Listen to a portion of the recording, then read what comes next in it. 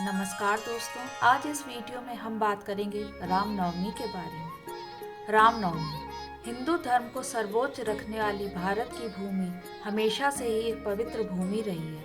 इतिहास को देखा जाए तो यहाँ कई देवी देवताओं के मनुष्य अवतार का वर्णन मिलता है। इसी इतिहास की ओर लौट कर देखा जाए तो जब रावण के अत्याचार बहुत बढ़ गए थे और आमजन परेशान हो गए, तो इन अत्याचारों से मुक्ति दिलाने के लिए भारतीय भूमि पर एक महापुरुष ने जन्म लिया।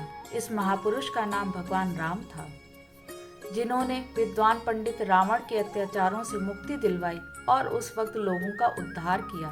त्रेता युग में जन्मे भगवान राम के जन्म दिवस को ही रामनवमी के रूप में मनाया जाता है। रामनवमी का महत्व। रामनवमी का यह त्यौहार धरती पर से बुरी शक्तियों के पतन और यहाँ साधारण मनुष्यों को अत्याचारों से मुक्ति दिलवाने के लिए भगवान के स्वयं आगमन का प्रतीक मानी जाती है।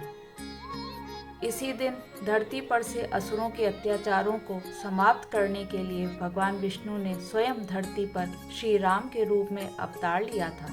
रामनवमी सभी हिंदुओं के लिए एक खास पर्व है। इसे वह पूरे उल्लास के साथ मनाते हैं।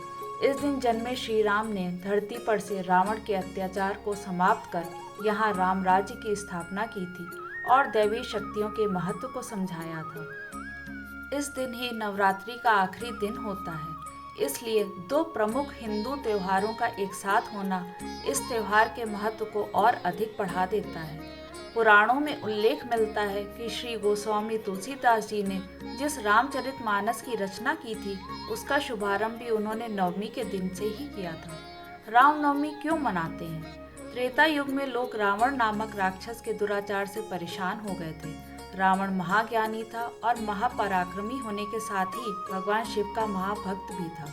उसे वरदान था कि उसका अंत किसी साधारण मनुष्य के वश में नहीं। तब लोगों को उसके अत्याचारों से मुक्ति दिलवाने के लिए भगवान विष्णु ने स्वयं धरती पर अवतार लिया। उनका जन्म चैत्र शुक्ल पक्ष की नवमी के दिन रानी कौशल्या के कोख से हुआ। इसीलिए यह दिन सभी भारतवासियों के लिए खास है, जिसे पूरे उत्साह के साथ पूरे देश में मनाया जाता है। लेकिन रावण का वध करना ही श्री राम के पूजन का कारण नहीं है, बल्कि श्री राम का पूरा जीवन ही एक उदाहरण है। अपने जीवन चरित्र के चलते श्री राम मर्यादा पुरुषोत्तम कहलाए। अपने पिता के एक आदेश मात्र पर श्री राम ने महल के सुख त्याग कर वन जीवन को स्वीकार किया था। इस प्रकार इनके जीवन को एक आदर्श जीवन के रूप में प्रस्तुत करना और आने वाली पीढ़ियों तक यह संदेश पहुंचाना भी इस दिन को मनाने का उद्देश्य है। धन्यवाद।